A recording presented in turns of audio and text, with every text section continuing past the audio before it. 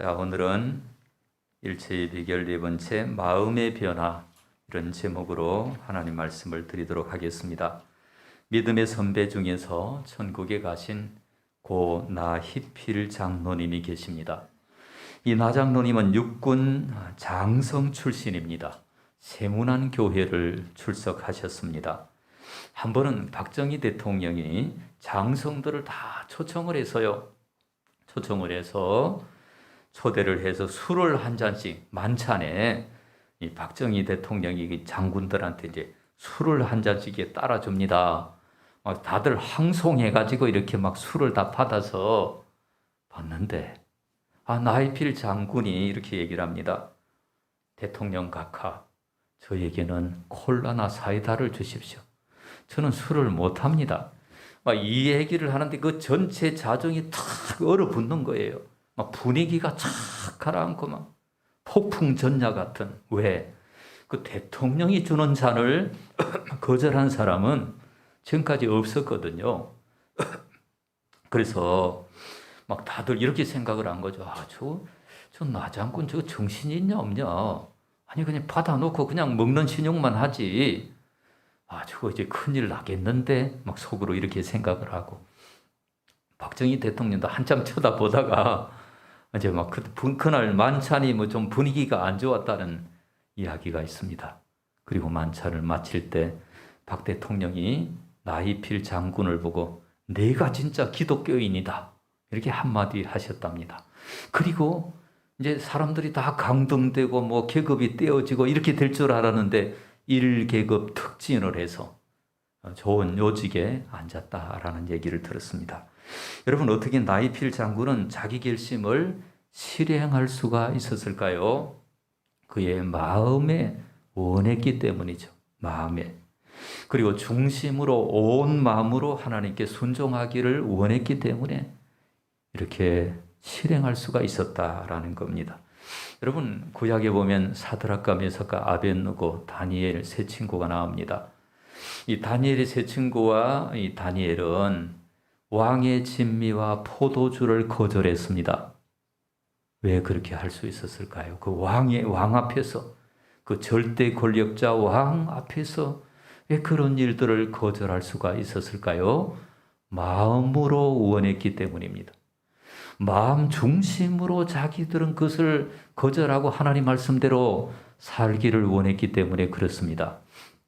잠언 4장 23절에 보니까 무릇 지킬 만한 것보다 더욱 내 마음을 지키라. 옛날 번역은 무릇이고, 모든 지킬 만한 것 중에 더욱 내 마음을 지키라. 생명의 근원이 이에서 남이니라. 이렇게 말을 했죠. 또 마태복음에 마음이 청결한 자는 복이 있다, 하나님을 볼 것이다 라고 했죠. 여기에서 마음은 히브리어로 레브라고 하는 건데, 레브라고 하는 히브리어 글자고, 또 헬라어는 카르디아. 여러분, 구약 성경은 히브리어, 신약 성경은 헬라어로 쓰여진 거 아시죠? 이 같은 뜻이죠. 내적인 존재를 말합니다. 우리 마음, 하트, 그리고 우리의 정신, 마인드, 속사람, 이러한 것을 총체적으로 합해서 마음이라고 그럽니다. 그러니까 몸은 지금 우리 눈에 보이는 부분이고, 마음은 이 몸이 아닌 우리의 내면적인 모든 것을 마음이다 이렇게 말하고 있습니다. 우리의 마음으로 하나님을 섬기고 하나님을 경외해야 합니다. 여러분, 그런데 이스라엘이 왜 실패를 했을까요? 아브라함의 후손들이 애굽에 들어가서 430년 만에 큰 민족을 이루었습니다. 하나님이 아브라함에게 약속하신 것입니다. 너의 후손이 애굽에 들어가서 큰 민족을 이루고 나올 것이다. 이렇게 하나님이 아브라함에게 약속하신 그 내용을 모세 시대에 하나님이 그대로 이루셨죠. 나일 강물이 피로 변하고 가뭄이 들고 또 메뚜기가 이렇게 다 뜯어먹고 우박이 내리고, 그리고 흑암의 재앙이 있고 장자 죽음이 있고, 그런 기적들을 체험했기 때문에 이스라엘 백성들은 그 애굽에서 피 한 방울 흘리지 않고 싸우지 않고 그 200만 명이나 되는 사람을 이끌고 나올 수가 있었습니다. 구름 기둥, 불 기둥, 또 만나 메추라기, 반석에서 샘물 나고 하나님의 역사가 이루어진 그 놀라운 능력을 출애굽기에서 우리는 볼 수가 있습니다. 하나님이 그렇게 하셨어요. 그런데 여러분, 남이스라엘과 남유다와 북이스라엘이, 북이스라엘이 BC 722년에 아수르라고 하는 나라에 멸망하게 됩니다. 남유다는 BC 586년에 바벨론이라고 하는 나라에 멸망당합니다. 아니, 하나님이 그렇게 애지중지하고 뽑아서 하나님이 세워주신 나라가 왜 망하는 것입니까? 참새 한 마리도 하나님의 허락이 없이는 떨어지지 않는다고 하였는데, 저 큰 나라가 뭐 1, 20명 사는 것도 아니고 수백만 명이 사는 저 나라가 자유인이 하루아침에 노예로 떨어진 것은 하나님의 허락이 있었기 때문에 그렇습니다. 하나님 그렇게 하신 것이죠. 여러분, 그러면 이스라엘에게 멸망의 원인은 군사력이 약하다거나, 뭐 군인들이 사기가 저하됐다거나, 뭐 무기가 아직 최신식이 아니다거나, 무슨 전략이 잘못됐다거나, 무슨 장군이라든지 이런 지도자들, 정치 지도자들이 잘못되었기 때문이 아니고, 성경은 뭐라고 얘기를 합니까? 이스라엘 백성들이 하나님에게서 떠났기 때문에, 그들의 마음속에서 하나님을 떠났기 때문에 하나님이 이렇게 하셨다라고 성경이 기록을 하고 있습니다. 사울 왕도 이렇게 말씀하시죠. 내가 하나님 말씀을 버렸기 때문에 하나님이 너를 버렸다. 이렇게 사무엘을 통해서 말씀하시는 것입니다. 물론 하나님께서 직접 나타나셔서 아브라함에게 직접 나타나셔서 아브라함아 직접 나타나셔서 너의 본토 친척 아버지 집을 떠나서 내가 내게 지시할 땅으로 가라. 내가 너로 큰 민족을 이루게 하겠다. 너로 복의 근원이 되게 하겠다.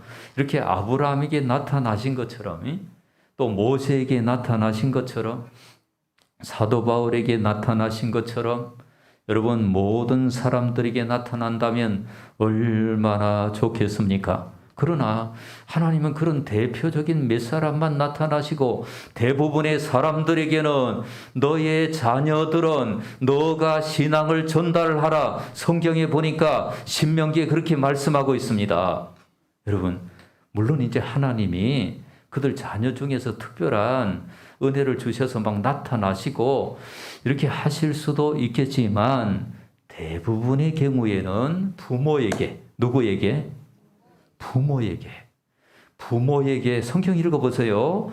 부모에게 유월절에 대해서 자세히 전수해라. 초막절에 대해서도 전수해라. 그리고 뭐 앉았을 때이든지 일어날 때이든지 길을 갈 때이든지 누웠을 때이든지 부지런히 가르치라. 부모에게 이렇게 말씀하셨습니다. 그러니까 신앙 전달의 1차적인 책임은 제사장에게 있습니까? 부모에게 있습니까? 부모에게 있는 것이죠. 여러분, 부모님들이 정말 독실한 신자이지만은 그러나 자녀 세대에 가서 하나님을 떠나는 경우가 있습니까? 없습니까? 있습니다. 여러분, 성경에도 나옵니다. 거울이 되라고, 반면교사가 되라고, 우리에게 깨달으라고, 우리가 중보기도의 사람이 되라고, 우리가 정말 각성하고 하늘의 사람이 되라고 성경에도 나옵니다. 여러분, 아론은 대단히 훌륭한 사람이었습니다. 대제사장이었고요. 아론의 아들 두 사람도 제사장이에요. 겉으로 보면 하나님 잘 믿는 거예요. 나머지 또 두 사람 자녀가 있습니다. 근데 그 두 명의 자녀는요, 신앙 전달에 실패했습니다. 그 두 명의 자녀의 마음에까지 하나님의 신앙이 전달되지 않았습니다. 여러분, 그리고 엘리 제사장 훌륭한 사람이죠. 자기 역할 다 했죠. 그런데 그의 자녀들에게 자녀들의 마음 깊은 곳에 신앙이 들어가지 않았어요. 자녀들도 다 훌륭한 역할을 맡았는데 겉으로는 그 마음 깊은 곳에 하나님 말씀이 들어가지 않아서 그냥 자기 마음대로 살다가 하나님 심판을 받아요. 그 다음에 이제 여러분 사무엘 선지자가 있습니다. 사무엘은 얼마나 위대한 주의 종인지 몰라요. 사무엘은 말이죠. 그 당시 나라가 막 혼란스러운데 사무엘 선지자 때문에 사사시대를 끝나고 왕정시대를 이어주는 위대한 사람이었습니다. 얼마나 천명결백하고 얼마나 탁월한 지도력이 있는지 이 사무엘의 말 한마디면 사울왕도 벌벌 떨었습니다. 얼마나 깨끗하고 천명결백하고 아마 천국에서 사무엘은 상을 많이 받을 것 같아요. 문제는 자기의 두 아들이 사사였는데 그 두 아들이 뇌물을 받고 또 아버지를 따르지 아니하고 이렇게 되었습니다. 원인이 무엇입니까? 그 두 아들의 마음 깊은 곳에 하나님의 신앙이 들어가지를 못했습니다. 이게 사무엘의 안타까운 점이죠. 여러분, 훌륭한 사람들이, 위대한 하나님의 사람들이 신앙 전달에 실패했습니다. 겉으로는 그 자녀들이 하나님을 믿는 것처럼 보이지만은 그 자녀들의 마음 깊은 곳에 신앙이 들어가지 못했습니다. 이게 우리의 과제입니다. 그런데 여러분, 할아버지가 므낫세입니다. 므낫세. 여러분, 므낫세는 이스라엘 왕들이 남유다 20여 명, 북이스라엘 20여 명, 한 40명 되거든요. 이 40명이 다 점수가 매겨졌어요. 다윗같이 선한 왕, 다윗보다 조금 못한 선한 왕, 아주 악한 왕, 아주 조금 악한 왕, 이렇게 이제 점수가 딱 매겨져 있습니다. 그런데 므낫세 왕은 어디에 속할까요? 여로보암처럼 아주 악한 왕. 하나님이 저 하늘에서 그냥 손을 들고 때려서 치려고 하다가 다윗 때문에 참았습니다. 그래서 이 므낫세가 얼마나 이 악을 행했는지 몰라요. 그리고 므낫세의 아들 아몬도 악을 행하였습니다. 그러니까 므낫세도 아주 악한 왕이고 아몬도 악한 왕인데요. 아몬의 아들 요시야는요, 아주 선한 왕에 속합니다.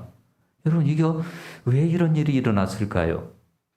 그 일을 여러분, 요시야 왕은 어떤 선한 일을 했느냐? 종교 개혁을 했습니다. 성경을 듣고 자기 옷을 찢고 자기를 변화시키는 그런 왕이었고, 바알과 우사람, 아세라 목상을 다 불태워버리고 산당 제사를 없애버리고 유월절을 지킨 아주 위대한 하나님의 왕이었습니다. 그런 왕을 누가 만들었느냐? 그의 어머니 여디다가 만들었습니다. 그의 어머니 여디다. 그의 어머니 여디다의 기도와 본과 사랑이, 그 할아버지와 아버지는 아주 악한 왕이었지만은 그의 어머니가 이 아들을 하나님의 말씀으로 양육하여 위대한 왕이 되게 하셨어요. 그러니까 요시야의 마음 깊은 곳에 하나님이 들어가도록 인도했습니다. 어머니의 기도는 위대합니다. 믿습니까? 어머니의 기도. 물론 성경에 예외도 있죠. 아브라함의 기도, 이삭의 기도, 야곱의 기도, 그 부인들의 기도보다는 그런 경우는 거의 드물고, 대부분에 보면 어머니의 기도. 누구의 기도? 어머니의 기도가 중요합니다. 부모의 신앙을 마음에까지 자녀들이 받아들인 경우는 이 네 가지, 우리 기독교 교육 박사님들이 네 가지를 얘기를 합니다. 첫째는 부모님을 자녀들이 존경할 수 있어야 합니다. 여러분, 그래서 이것은 뭐냐면 본이 되라는 거예요. 모델이 되라는 거죠. 자녀들이 볼 때, 자녀들이 생각할 때, 우리 부모님은 누구보다도 훌륭하다, 이 정도 되어야 합니다. 자녀들이 볼 때. 그래서 정말 그 자녀들의 마음속에, 자녀들이 커서 객지에 가도 괜찮아요. 우리 부모님은 정말 훌륭해. 이런 어떤 마음이 들어야 이게 전달이 됩니다. 이게 첫 번째 조건이에요. 두 번째, 부모님이 주의 교양과 훈계로 양육할 때, 주의 교훈으로 양육할 때. 세 번째, 자녀들과 좋은 대화를 나눌 때, 좋은 추억이 있을 때, 그러니까 자녀들과 좋은 식사도 같이 하고 여행도 같이 하고. 이재철 목사님은 아들이 4명입니다. 근데 특징이 있습니다. 다 군대에 가기 전에 이재철 목사님이 그 바쁜 중에도 교인이 수천 명 되는데 그 바쁜 중에도 그 아들과 함께 여행을 합니다. 그동안에 그 아들을 하고 밀렸던 이야기도 하고 신앙을 전달해주고 그 부모님의 가치관을 전달해주고 이렇게 했어요. 다 4명 다 나중에 이제 은퇴하고 이 자녀들이 모여가지고 언제가 가장 좋았냐? 그때가 가장 좋았다. 이렇게 말하고 있습니다. 부모님과 함께 좋은 추억을 가질 때 자녀들은 부모의 신앙을 받아들입니다. 4번째, 자녀를 사랑할 때. 자녀를 어떻게 할 때? 사랑할 때. 그 자녀를 사랑하여 기도하는 것입니다. 자, 지금 자녀들이 다 성장했습니다. 이제 어떻게 해야 합니까? 이제 그 중에 2가지를 할 수 있습니다.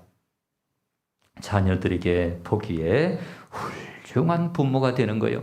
이건 달리 말하면 하나님이 보실 때 훌륭한 부모가 되는 것입니다. 하나님 앞에서 코람되어 신앙을 가지고 언제 어디서나 바르게 살아가는 것입니다. 그러면 자녀들에게 언젠가는 말씀이 전달되는 그런 은혜가 나타날 줄로 믿습니다.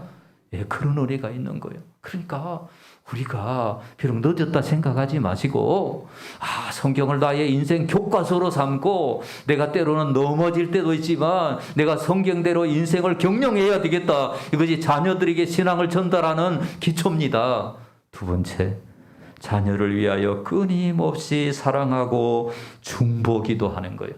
어떤 경우에는 이제 부모님은 막 그렇게 열심히 기도했는데 부모님 살아 계실 때는 자녀들이 꿈쩍도 안 해요. 부모님이 이제 세상 떠났을 때 그 기도가 효력을 발휘하는 이런 경우도 있습니다. 따라합시다. 기도는 저축이다. 예, 기도는 저축이에요. 그래서 성경을 읽어보면은 자, 자녀들이 순종하고 좋은 열매를 맺고 우리가 순종하고 우리가 좋은 열매를 맺고 이렇게 하기를 위해서는 먼저 우리의 존재 변화가 일어나야 된다라고 성경은 말하고 있습니다. 우리가 존재 변화가 일어나기 위해서는 복음을 알아야 합니다. 복음은 하나님이 하신 일을 우리가 받아들이는 것입니다. 하나님이 어떤 일을 하셨습니까?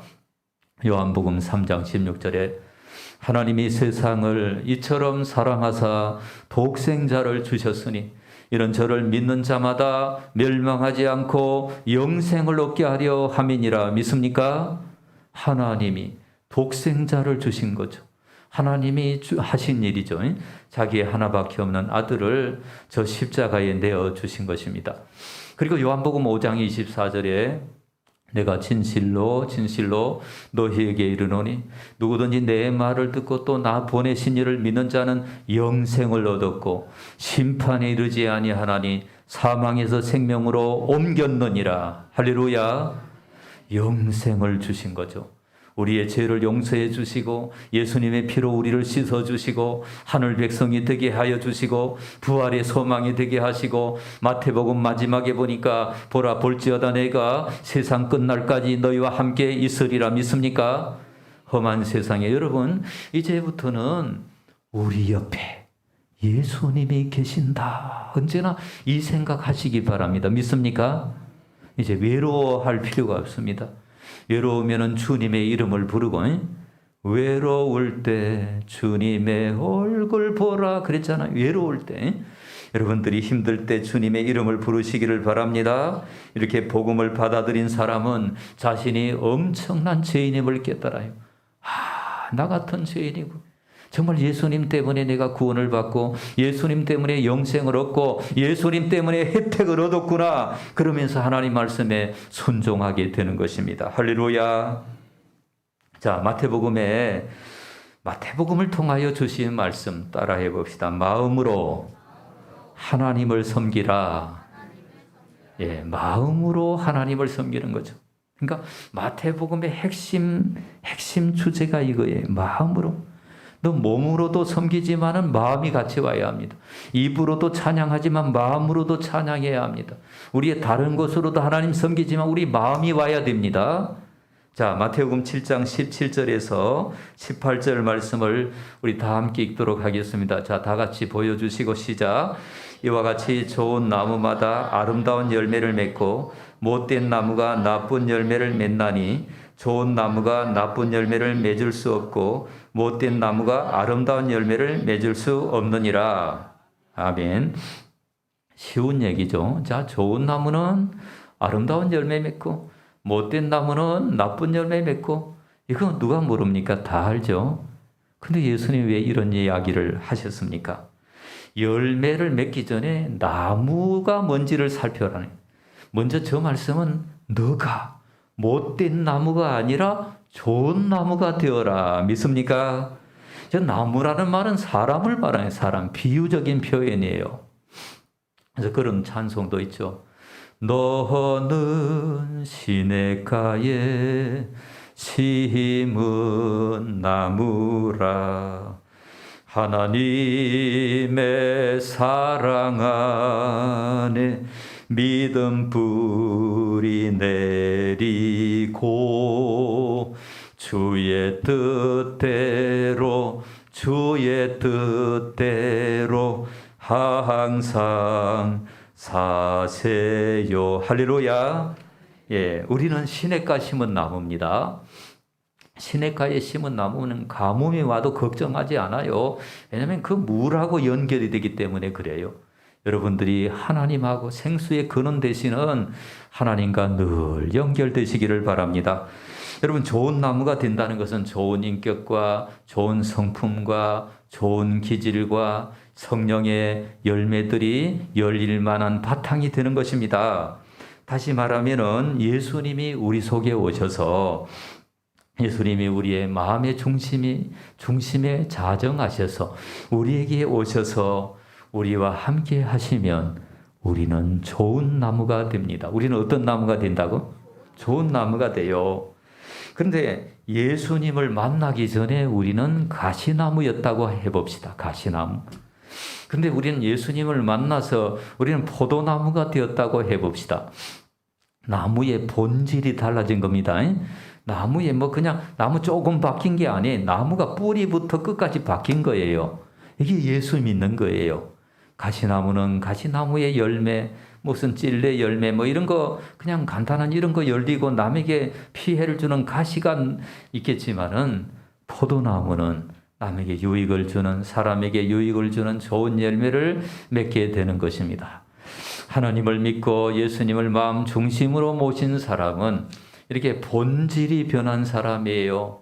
우리 예수님은 너가 좋은 나무가 되어라, 너가 포도나무가 되어라, 이렇게 오늘 우리에게 말씀하십니다. 예수님 우리에게 너의 행동부터 바뀌어라 이렇게 말하지 않아요. 너가 근본부터 너가 나무가 달라져야 된다. 본질이 달라져야 된다. 그러려면 우리의 마음의 중심에 예수님을 모시고, 누구를 모시고? 예수님을 모시고 살면 되는 것입니다. 만약 우리가 예수님을 믿음에도 불구하고 불신자와 다름없는 열매가 열린다면 우리는 무엇을 점검해야 합니까? 그 열매를 점검하는 것이 아니라 우리 나무를 점검해 봐야 돼요. 정말 우리의 중심에 예수님 모시고 있는지, 우리에게 믿음이 있는지, 우리가 하나님을 의지하고 있는지. 그래서 고린도후서 13장 5절에 보니까 너가 믿음이 있는지 너희 자신을 시험하고 너희 자신을 확증하라. 그렇지 않으면 너희가 버려온 자니라. 이렇게 말씀하시는 거예요. 우리 자신을 점검해 봐야 하는 것입니다. 자, 마태복음 15장 8절 말씀. 자, 마태복음 15장 8절. 다 같이 읽겠습니다. 이 백성이 입술로는 나를 공경하되 마음은 내게서 멀도다. 자, 마음이 멀다 이 말은 무슨 뜻입니까? 마음은 아직 예수님이 그 마음속에 계셔야 되는데 마음이 멀리 가버렸어요. 입술로만, 껍데기만, 겉으로만, 형식적으로만 하나님을 공경합니다. 이렇게 되면 안 되겠죠. 이러면은 어떤 열매를 맺을까요? 가시나무 못된 열매를 맺습니다. 예를 들어 볼게요. 마태복음 5장 15장, 마태복음 15장 18, 19절 읽어보도록 하십시다. 자, 시작. 입에서 나오는 것은 마음에서 나오나니 이것이야말로 사람을 더럽게 하느니라. 19절 말씀. 마음에서 나오는 것은 악한 생각과 살인과 간음과 음란과 도둑질과 거짓 증언과 비방이니. 자, 스톱. 자, 마음에서 이런 것이 나온다는 거예요. 우리가 마음에서. 그러니까 그 마음에 예수님을 모시면, 마음에 예수님이 들어가면, 하나님이 마음속에 자정하시면 이런 악한 것들이 열립니까? 열리지 않습니까? 열리지 않아요. 그래서 무엇이 열리는지 아십니까? 성령의 열매가 열립니다. 사랑과 희락과 화평과 인내와 자비와 양성과 충성과 온유와 절제와 의의 열매, 희락의 열매, 입술의 열매, 전도의 열매, 이러한 열매들이 오늘 저와 여러분에게 충만하기를 주님의 이름으로 축원합니다. 자, 마태복음 5장 8절 말씀, 마태복음 5장 8절 말씀. 마음이 청결한 자는 시작, 마음이 청결한 자는 복이 있나니 그들이 하나님을 볼 것이미요. 예. 마음이 청결하다 이 말은 마음이 깨끗하다. 마음이 모든 마음이 인간은 죄인이기 때문에 마음이 청결하다 이 말은 무슨 뜻입니까? 하나님이 오셔서 마음을 청소해 주시는 거예요. 그런 사람은 하나님을 볼 것이미요. 이렇게 말하고 있습니다. 여러분, 그래서 우리의 마음의 중심에 하나님을 본다 이 말은 우리 눈으로 하나님 본다는 의미라기보다는 하나님의 존재를 느끼고 하나님을 체험하고 하나님 살아계심을 경험하고 하나님이 나와 함께 하시는 것을 그냥 마음속으로 막 느끼고 마음이 청결한 자가, 오늘 저와 여러분이 마음이 청결해서 하나님을 체험하시기를 주님의 이름으로 축원합니다. 지난 시간에 우리는 통찰력을 가지면 우연 같은 우리의 인생의 사건 속에서 우연같이 펼쳐진 일들이지만은 그 속에서 하나님께서 놀랍게 역사하시는 그 섭리가 있었다. 하나님의 손길이 있었다. 하나님의 역사하심이 있었다. 지난 시간에 우리가 배웠죠. 그러나 오늘은 우리가 마음을 청결하게 하면, 마음을 깨끗하게 하면, 마음속에 우리 예수님을 모시면 우리가 하나님을 보게 되고 하나님을 체험하게 되고 인생의 진정한 변화가 일어나는 줄로 믿습니다. 특별히 우리 마음에 욕심이 들어오잖아요. 십자가의 못을 박아버리시고, 여러분 마음속에 이기심과 분노와 절망과 낙심과 이러한 것들이 들어오면은 십자가에 못 박으시고, 여러분 특별히 착한 사람들은 남을 괴롭힙니까? 자기를 괴롭힙니까? 자기를 괴롭힙니다. 남을 괴롭히지 않아요. 착한 사람들은 자기를 괴롭히는 게 좀 열등의식과 또 뭐냐면 자기 내면의 비교의식과 또 수치심과 이러한 모든 것들로 자기를 괴롭히는 거예요. 물론 이제 이것이 조금 더 지나면 또 남도 괴롭히게 되는 것입니다. 그래서 우리는 그런 마음들이 있다면 그것을 다 기도로서 예수님께 맡기는 저와 여러분이 다 되시기를 주님의 이름으로 축원합니다. 이무석 장로님이라고 계시는데요. 전남대 의대 교수로서 평생 봉사하시고 한 50여 년 이렇게 봉사하시고 은퇴하신 분이신데, 이무석 장로님은 무엇을 연구하셨습니까? 마음을 연구하셨습니다. 그래서 이무석 장로님은 사람이 왜 정신병에 걸리는가? 이것만 평생 연구했습니다. 그리고 정신병에서 어떻게 고침받을 수 있는가? 이것을 연구하셨습니다. 얼마나 훌륭하신 장로님이신지 몰라요. 저분한테 한번 상담받기 위해서는 1년을 기다리는데, 기다리는 동안에 병이 나서버리는 사람도 있답니다. 그 간증이죠. 그래서 이 마음이라는 책을 쓰셨는데요.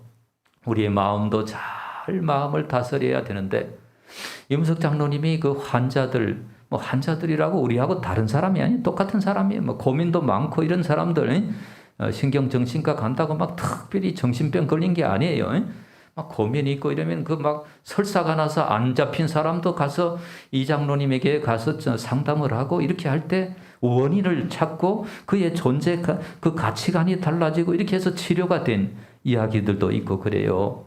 그래서 이 장로님이 이제 어떻게 처방을 하시느냐, 잘 대화를 하는, 자, 생각나는 거 다 말해봐라. 이 말해서 그 말할 동안에 어떤 잘못 꼬인 그 실타래 같이 잘못 꼬인 것을 잘 풀어주면 정신병이 회복이 된답니다. 여러분, 힌트가 이것이에요. 저분이 정신과 의사에게 가서 자기의 이야기를 하듯이 우리 예수님은 만병의 의사이시고 우리의 치유자가 되시는 줄로 믿습니다.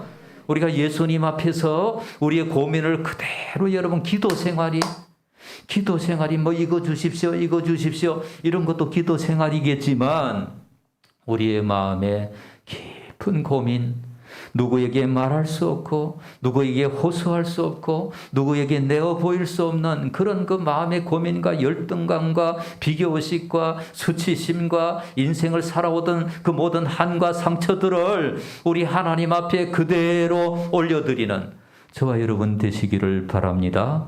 이 기도 생활이에요. 기도 생활을 새로운 정의를 해야 돼요. 하나님 앞에 우리가 중보기도도 하지만은 우리 속에 내면 속에 하나님 앞에서 이렇게 다 우리가 털어놓아야 돼요. 하나님 우리가 행복하기를 원하세요. 우리가 정말 기쁘고 즐겁게 살기를 원하세요. 그러려면은 우리 마음을 하나님께 드려야 합니다. 우리 마음을 지켜야 합니다. 마음을 지키는 일, 마음속에 모든 잘못된 것이 들어오면 다 주님 앞에 맡기고 마음을 깨끗하게 하여 하나님이 자정하시는, 그래서 아름다운 열매를 맺는 저와 여러분이 다 되시기를 주님의 이름으로 부탁합니다. 하나님 우리가 좋은 아름다운 열매 맺는 행복한 사람이 되기를 원하십니다. 어떻게 하면 그렇게 될 수 있습니까? 우리의 마음을 하나님께 드리면 됩니다. 그리하여 새로운 존재로 살아가고 매일 감격의 삶을 살아가는 저와 여러분이 되시기를 주님의 이름으로 축원합니다. 자, 이 시간에 우리 1분간 기도하도록 하십시다. 하나님 앞에, 하나님 내가 내 마음을 주님께 드리기 원합니다. 내 마음 속에 오시옵소서.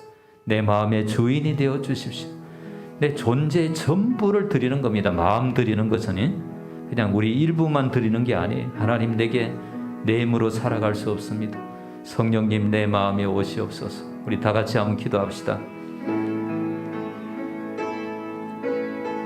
주님 사랑합니다. 이 시간 오셔서 우리 기도를 들어주십시오. 우리 찬송을 받아주십시오. 우리 지난날의 허물과 죄악들을 다 씻어주십시오. 하나님 이제 온전히 변화되게 하여 주십시오. 주님 사랑합니다. 아멘.